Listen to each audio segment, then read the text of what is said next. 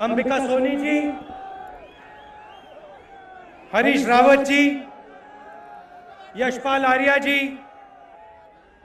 विजय बहुगुणा जी, संजय कपूर जी, सतपाल महाराज जी, इंदिरा हृदय जी, कांग्रेस पार्टी के हमारे सब कार्यकर्ता भाइयों और बहनों, आप सबका यहां बहुत बहुत स्वागत, नमस्कार।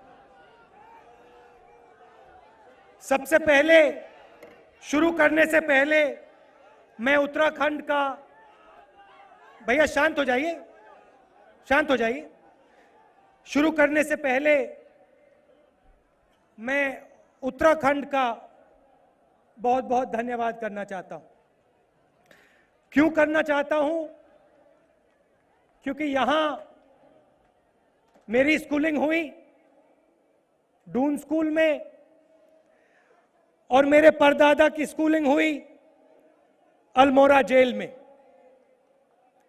कुछ दिन पहले मैं नैनी जेल गया था, जहां जवाहरलाल नेहरू जी ने किताब में जेल के बारे में लिखा था और मैं काफी हैरान हुआ जब मैंने उनकी पंक्तियां पढ़ी, क्योंकि उन्होंने उन पंक्तियों में अंग्रेजों को धन्यवाद किया कि भैया आपने मुझे जेल में डाला और मुझे इतना समय दिया आपने दुनिया को समझने के लिए, सोचने के लिए। और दो तीन चीजें मैं सीखा हूं, जो यहां हमारी महिलाएं बैठी हैं, जो इन चीजों को बहुत गहराई से समझेंगी। मैं सीखा हूं कि राजनीति का मतलब दर्द दूर करना होता है ना? कि जहां भी आपको दर्द दिखाई दे, जहां भी आपको दर्द दिखाई दे, आप वहां जाइए, सुनिए और दिल से जो भी आप दर्द के लिए कर सकते हो आप करो। और दर्द देखने के लिए, समझने के लिए सबसे पहले अपने घमंड को, अपने दर्द को, अपनी प्यास को दबाना पड़ता है। ये महिलाएं समझेंगी। आप रोज अपने बच्चों के लिए, आप रोज अपने बच्चों के लिए अपने दर्द को दबाती हैं। सही बात है, गलत बात?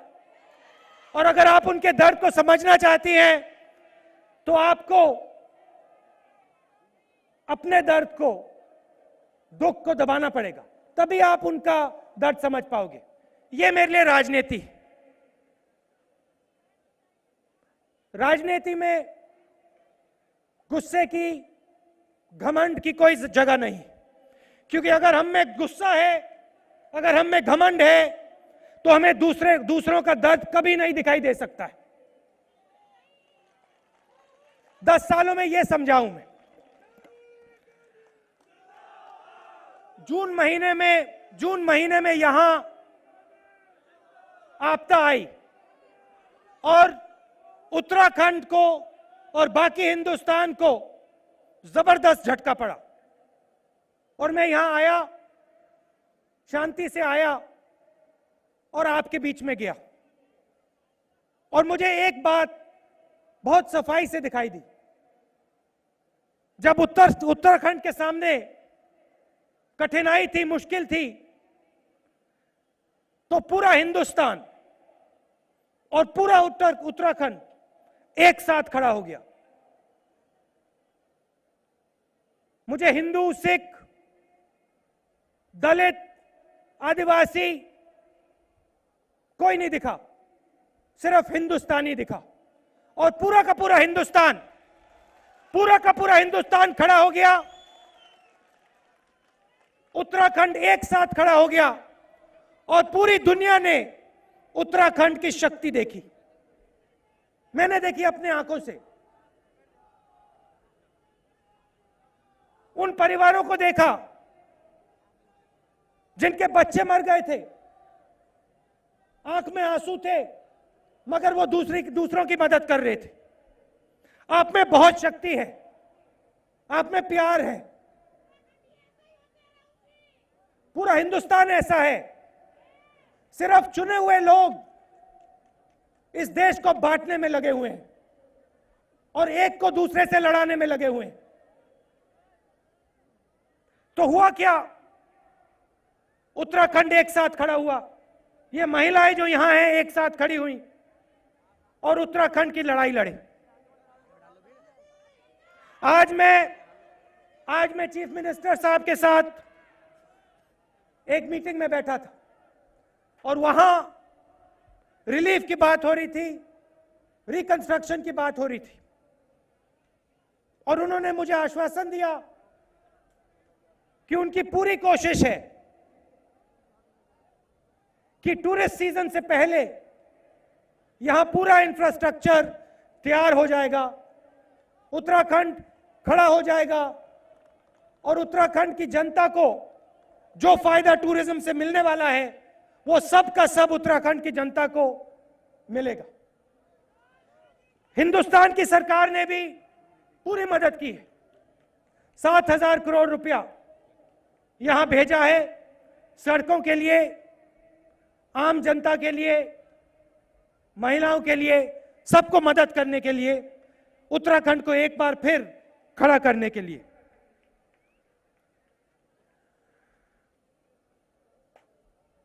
जब आपदा आई सबसे ज्यादा मदद किसने की थी?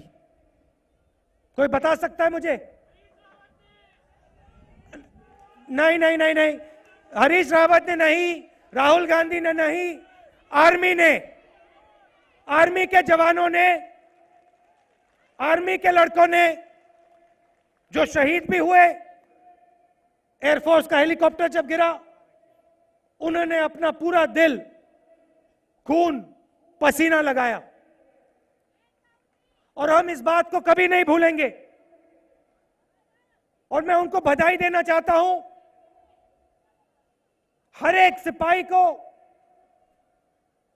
हर एक सोल्जर को, कि जो उनकी 25 साल पुरानी मांग थी उसको प्रधानमंत्री जी ने और सोनिया जी ने पूरी की।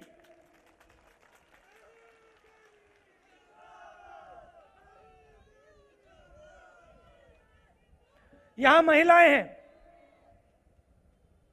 और उत्तराखंड की रीढ़ की हड्डी ये बैठी हुई है।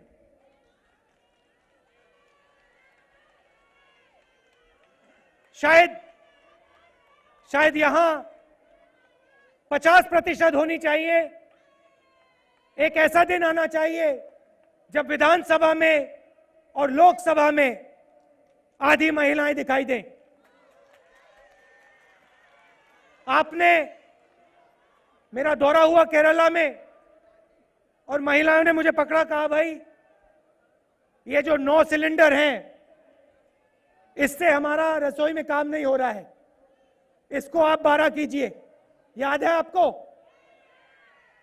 मैं प्रधानमंत्री जी के पास गया, कोर ग्रुप में मीटिंग थी, सोनिया जी के पास गया और मैंने उनसे कहा कि देखिए केरला में, बाकी प्रदेशों में महिलाओं ने कहा है कि हम रोज काम करती हैं और हमें 12 सिलेंडर चाहिए।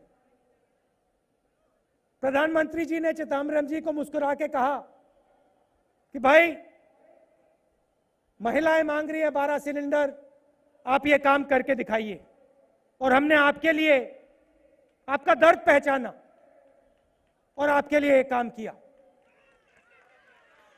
और रिजर्वेशन बिल जो है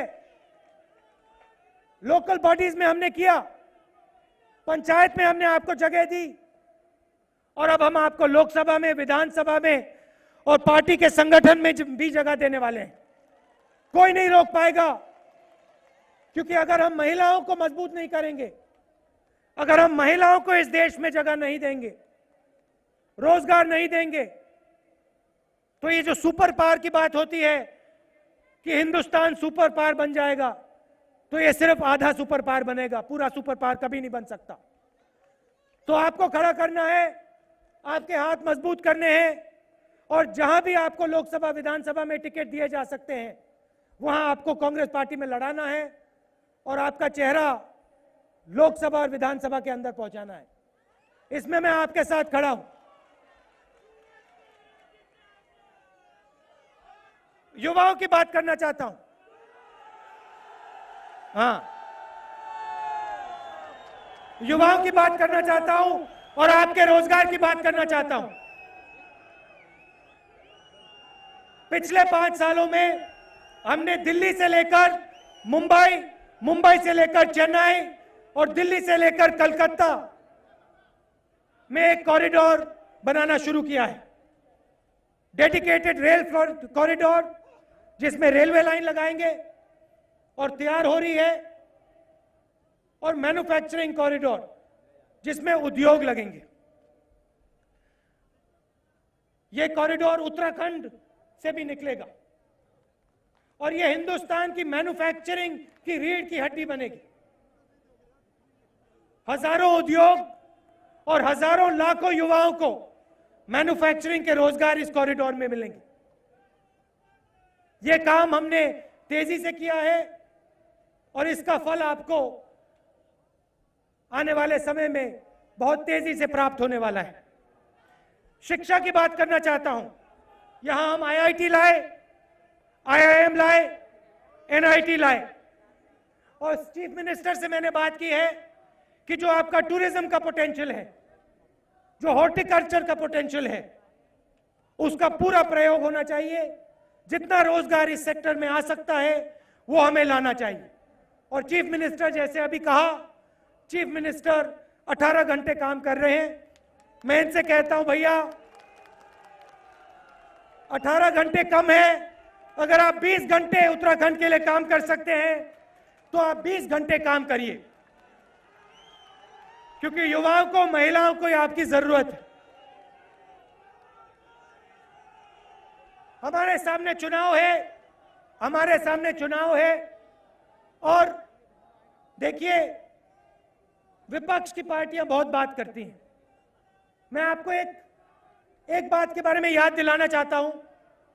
राजीव गांधी जी ने 21वीं सदी की बात की और उन्होंने कंप्यूटर शब्द का प्रयोग किया,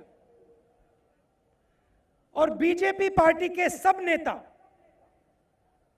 सबसे बड़े नेता जो बाद में जाके प्रधानमंत्री बने, जो पार्टी के प्रेसिडेंट बने, उन्होंने पार्लियामेंट हाउस में और ऐसे भाषणों में कहा, हिंदुस्तान को कंप्यूटर की कोई जरूरत नहीं। और भाषण में कहा कि कंप्यूटर से रोजगार चला जाएगा, किसान मर जाएगा, मजदूर मर जाएगा। राजीव गांधी को क्या हो गया, ये कंप्यूटर की क्यों बात कर रहा है? पन्ना पलटिए, 10 साल बाद वही लोग ऐसे भाषण में कहने लगे कि भाई टेलीकॉम का काम, कंप्यूटर का काम हमने किया। प्रमोद महाजन जी ने भाषण किया कि भैया कंप्यूटर का काम तो बीजेपी ने किया, टेलीकॉम का काम बीजेपी ने किया। नहीं, झूठी है, मगर एक और बात है, इनके अंदर जो विजन होता है ना, ये नहीं है। जो सोच होती है, दूर की सोच जो होती है, भैया हिंदुस्तान को करना क्या है, आने वाले समय में करना क्या है, इसके बारे में इनके अंदर कोई सोच नहीं। भाषण करते हैं, बड़े बड़े भाषण करेंगे। भैया हमने क्या किया पिछले 10 सालों में? गरीबों के नीचे, गरीबों के पैर के नीचे हमने एक फर्श तैयार किया है कि गरीब फर्श के नीचे ना गिरे। फर्श क्या है? अधिकार, भोजन का अधिकार, रोजगार का अधिकार, राइट टू इंफॉर्मेशन, शिक्षा का अधिकार। और इस फर्श तैयार करने के बाद पता है क्या हुआ? 10 साल में 14 करोड़ गरीब गरीबी से बाहर निकले। अब हमसे सवाल पूछा जाता है, कांग्रेस पार्टी अब क्या करेगी? आने वाले 5 साल में, 10 साल में क्या करेगी हिंदुस्तान के लिए? और मैं आपको थोड़ा बताना चाहता हूं। गरीबों पे हमारा फोकस रहता है और रहेगा। जो हमने फर्श तैयार किए, अधिकार की बात की है, उसको हम गहरा करेंगे। पहली बात, भोजन का अधिकार हो गया, शिक्षा का अधिकार हो गया। अब हम स्वास्थ्य का अधिकार लाएंगे कि ये जो अस्पताल है, जो स्वास्थ्य अमीर लोगों को मिलता है, अब गरीब लोगों की भी हम दिलवा के दिखाएंगे। पहली बात।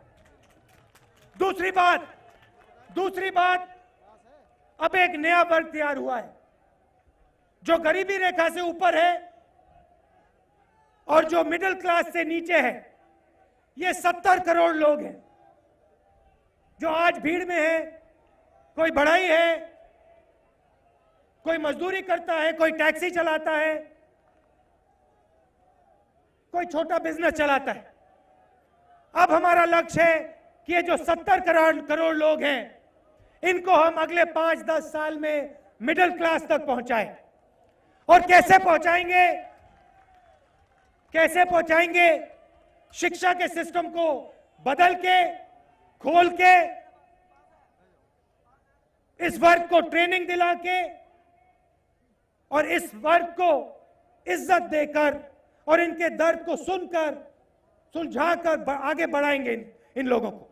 ये हम करने वाले हैं। मैं महिलाओं के बारे में हर बार बोलता हूं और ये सबसे जरूरी वर्ग है क्योंकि इनके बिना कुछ नहीं होने वाले हिंदुस्तान में। आप देख लीजिए, उत्तराखंड में जो प्रगति आई है, जो कर्नाटक में आई है, तमिलनाडु में आई है, आंध्र में आई है, महाराष्ट्र में आई है, जो भी प्रदेश आगे गए हैं, महिलाओं के खून पसीने से आगे गए हैं। और एक और बात सुन लीजिए, आजकल एक व्यक्ति है जो पूरे हिंदुस्तान में गुजरात की बात करते हैं। गुजरात को अगर किसी ने खड़ा किया है, गुजरात को किसी ने खड़ा किया है, गुजरात को अमूल दिया है, गुजरात को दूध दिया है, तो इस तरफ देखिए, इन महिलाओं ने दिया है, गुजरात की महिलाओं ने दिया है। और जब हम बात करते हैं हिंदुस्तान की, जब प्रगति की बात करते हैं, जब मैं बात करता हूं तो मैं अपनी बात नहीं करता हूं, मैं आपकी बात करता हूं, युवाओं की बात करता हूं, महिलाओं की बात करता हूं, हिंदुस्तान की शक्ति की बात करता हूं। क्योंकि यहां अगर देश आगे बढ़ा है, अगर 60 साल में प्रगति आई है, तो आप लोगों की देन है, आपका पसीना है, आपका खून है, किसी एक व्यक्ति का काम नहीं है। उनको लगता होगा कि भाई गुजरात को मैंने खड़ा किया है, पूरा का पूरा काम मैंने किया है, मगर सच्चाई अलग है। अगर वो गुजरात की जनता के बीच में जाए तो उनको समझ में आएगा कि गुजरात की महिलाओं ने, गुजरात के युवाओं ने, गुजरात के आदिवासियों ने, गुजरात के दलितों ने, गुजरात के छोटे छोटे बिजनेसमैन ने खड़ा किया है। खैर, कांग्रेस पार्टी दूरदृष्टि की पार्टी, और मैंने आपको थोड़ा बताया कि कांग्रेस पार्टी हिंदुस्तान की शक्ति का कैसे प्रयोग करेगा हिंदुस्तान को आगे बढ़ाने के लिए। अंत में मैं आपसे एक बात करना चाहता हूं, जो आजकल बड़ा मुद्दा है, भ्रष्टाचार की बात। अब देखिए, बीजेपी के लोग भ्रष्टाचार की बात करते हैं, और कहते हैं भैया भ्रष्टाचार है। सबसे बड़ा कदम भ्रष्टाचार के खिलाफ आरटीआई, जिसने पूरा का पूरा भ्रष्टाचार बाहर निकाला, जो पहले बंद कमरों में होता था उसको बाहर निकाला, वो कौन लाया? नहीं, सुनाई नहीं दिया मुझे। कांग्रेस। अच्छा, आरटीआई क्या गुजरात में लागू है? वहां पे हाई कोर्ट ने कहा है भैया आप कमिश्नर लगाइए। हाई कोर्ट ने दबाव डाला, तब भी 10 कमिश्नर नहीं। लोकपाल बिल हम ले आए पार्लियामेंट हाउस में, कौन लाया? बीजेपी लाई क्या? कांग्रेस। अच्छा, एक बात बताइए, गुजरात में लोकायुक्त कब आया? कब आया मुझे बताओ। अच्छा, आया कब? जब कोर्ट ने कहा कि लाओ, दबाव के बाद। और फिर उस लोकपाल में आपको एक बात बहुत अच्छी बताना चाहता हूं। पता है पूरे गुजरात में उस लोकपाल में कौन शामिल नहीं है? सिर्फ एक आदमी, सिर्फ एक आदमी। बाकी सब लोग लोकायुक्त के नीचे आते हैं, मगर एक आदमी है जो लोकायुक्त के ऊपर बैठे हैं। यहां हम लोकायुक्त लाए और बाकी प्रदेशों में भी ला रहे हैं। अच्छा, फिर बात आई पार्लियामेंट में बिल की। बीजेपी के लोगों ने बहुत आवाज की, भैया भ्रष्टाचार भ्रष्टाचार भ्रष्टाचार। सालों से लोकसभा में 6 भ्रष्टाचार के खिलाफ बिल पड़े हुए। कौन लाया? कांग्रेस पार्टी लाई, दबाव डाला। मैंने 3-4 बार प्रेस को बोला, हमारे नेताओं ने उनके नेताओं को फोन करके पूछा, भैया प्लीज मदद कीजिए। प्रेस में मैंने बोला, ऐसे भाषणों में बोला। 5 बिल हैं, समर्थन नहीं दिया, चुप बैठे हुए हैं, चुप बैठे हुए हैं। हमने पूरा दबाव डाला, पार्लियामेंट में दबाव डाला, पार्लियामेंट को नहीं चलने दिया। मगर हमारी सरकार है और हम बिल ऑर्डिनेंस रूप से लाने की कोशिश कर रहे हैं। महिला बिल भी पास करेंगे। मगर मैं आपको एक बात कहना चाहता हूं, ये जो बीजेपी के नेता है ना, देखो इनको कर्नाटक में येदियुरप्पा जी दिखाई नहीं देते। उनको गले मिल लेते हैं, उनसे कहते भैया आइए। इनको गुजरात में भ्रष्टाचार नहीं दिखता। इनको जो उनके गुजरात में कैबिनेट में 3 मंत्री हैं वो दिखाई नहीं देते। इनको छत्तीसगढ़ में भ्रष्टाचार नहीं दिखाई देता। इनको मध्य प्रदेश में भ्रष्टाचार नहीं दिखता। इनको आरटीआई नहीं दिखाई देता, लोकायुक्त नहीं दिखाई देता, लोकपाल नहीं दिखाई देता, पार्लियामेंट में बिल नहीं दिखाई देते। सिर्फ सत्ता दिखाई देती है और कुछ नहीं दिखता है। और सत्ता के लिए ये कुछ भी कह देंगे, कुछ भी कर देंगे। हिंदू को मुसलमान से लड़ा देंगे, एक जात को दूसरी जात से लड़ा देंगे। और मेरा सिर्फ एक कहना है, जो एकता उत्तराखंड में आई थी, जब आपके सामने मुश्किल आई थी, तब हुआ क्या? तब आपने कुछ नहीं पूछा, आप खड़े हो गए और कहा भैया मुश्किल आई है, सबकी जरूरत है। अगर आपको देश बदलना है, अगर आपको देश बदलना है तो वही सोच अपनानी पड़ेगी जो आपने जून में अपनाई थी कि भैया यहां कोई हिंदू नहीं है, कोई मुसलमान नहीं है, कोई सिख नहीं है, कोई जात नहीं है, सिर्फ उत्तराखंड है और कोई नहीं है। वो सोच आपको अपनानी पड़ेगी, क्योंकि उसी सोच से दृष्टि बनती है, उसी सोच से प्रगति आती है।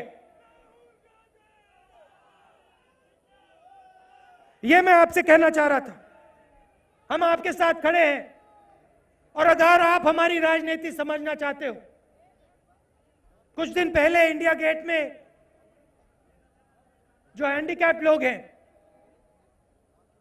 उन्होंने मुझसे कहा कि भैया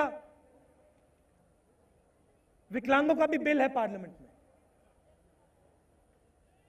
हमारे सामने भी मुश्किलें हैं। यहां महिलाओं ने कहा कि देखिए आरक्षण की हमें जरूरत है, लोकसभा में विधानसभा में हमारी आवाज होनी चाहिए। आज मैं जर्नलिस्ट से मिला, 30-40 जर्नलिस्ट थे और 3-4 महिलाएं थी पीछे बैठी हुई थी। और अंत में महिला ने हाथ उठा के पूछा और मुझसे कहा कि देखिए एक सवाल आप हमसे पूछने दीजिए। इस देश में सबके पास कोई ना कोई दर्द है। राजनीति का मतलब उस दर्द को समझना और सुनना है, चाहे वो विकलांग हो, चाहे वो महिला हो, चाहे वो गरीब हो, चाहे वो धनगर समाज हो, चाहे वो अमीर हो। और ये हमारी राजनीति है। देखिए, ये हमारी राजनीति है। जरूर कहीं ना कहीं कमी हो जाती होगी, मगर ये हमारी नियत है कि जहां भी हमें दुख दिखे, जहां भी हमें दर्द दिखे, वहां हम जाके हाथ पकड़ें और मदद करें। और विपक्ष के लोगों को दर्द से कोई लेना देना नहीं। वो एक व्यक्ति को दूसरे व्यक्ति से लड़ा के, कटवा के राजनीति करते हैं, खून की राजनीति करते हैं, क्योंकि उन्हें दर्द से कोई लेना देना नहीं। उन्हें सिर्फ सत्ता चाहिए। ये उनमें और हम में फर्क है। हम आपको शक्ति देना चाहते हैं, हम आपको पावर देना चाहते हैं, वो आपको भाषण देना चाहते हैं और आपसे पावर लेना चाहते हैं, आपसे शक्ति लेना चाहते हैं। हम अधिकार की बात करते हैं, लोकपाल की बात करते हैं, आरटीआई की बात करते हैं, आरक्षण की बात करते हैं, विकलांगों के बिल की बात करते हैं, और वो सिर्फ एक बात करते हैं, हमें भैया बस आप पावर दीजिए, प्रधानमंत्री हमारा बना दीजिए, बाकी सब ठीक हो जाएगा। हो जाएगा भैया, प्रधानमंत्री बना दो, बस प्रधानमंत्री बना दो, बाकी सब ठीक हो जाएगा हिंदुस्तान में। और फिर जर्नलिस्ट मुझसे पूछते, भैया आप प्रधानमंत्री की बात क्यों नहीं करते? प्रधानमंत्री को जनता चुनेगी, वो सब हो जाएगा। हम जनता के दर्द की बात करना चाहते हैं, हम जनता के दुख की बात करना चाहते हैं। ये फर्क है हम में और उनमें। और आप कांग्रेस पार्टी के कार्यकर्ता हो, और ये आपके दिल में भी फर्क है। मैंने सोच की बात की थी, वो उनके नेता ने कहा भैया कांग्रेस पार्टी को मिटा दो देश से। और देखिए ये कितनी बड़ी भीड़ आई है। और थोड़ा सा आपसे मैंने कहा, थोड़ा सा ऐसे आपको खरोचा तो ये बात आपके दिल से निकलेगी। ये जो हमारा देश है, ये जो हमारा धर्म है, चाहे वो हिंदू हो, सिख हो, इस्लाम हो, ये सब एक ही चीज कहते हैं कि एक दूसरे की आप इज्जत करो, प्यार से जिंदगी जियो और सबका भला करो। और ये जो सोच है यहां, ये 10-15 दिन पुरानी सोच नहीं है, ये हजारों साल पुरानी सोच है। ये अगर गीता को पढ़े, ये पढ़ते नहीं है, अगर ये गीता को ऐसे खोल के पढ़े तो उसमें दिखाई देगा कि भैया एक दूसरे का भला करो, अपना सिर झुकाओ, लोगों की बात सुनो, दर्द समझो लोगों का। लिखा हुआ है, गीता में लिखा है, कुरान शरीफ में लिखा है, गुरु नानक ने ये कहा, बुद्ध ने ये कहा, महावीर ने ये कहा। इस देश का ये मतलब है, ये हमारी लड़ाई है और ये आपकी लड़ाई। इस सोच को भैया यहां से मिटाया नहीं जा सकता है। 3000 साल से मिटाने की कोशिश कर रहे हैं। बुद्धा को मिटाने की कोशिश की, अशोक को मिटाने की कोशिश की, अकबर को मिटाने की कोशिश की, गीता को मिटाने की कोशिश की। नहीं मिटेगा, नहीं मिटेगी सोच। ये लोग मिट जाएंगे, कांग्रेस पार्टी खड़ी रहेगी, चुनाव हम जीतेंगे, हिंदुस्तान बदलेगा। धन्यवाद।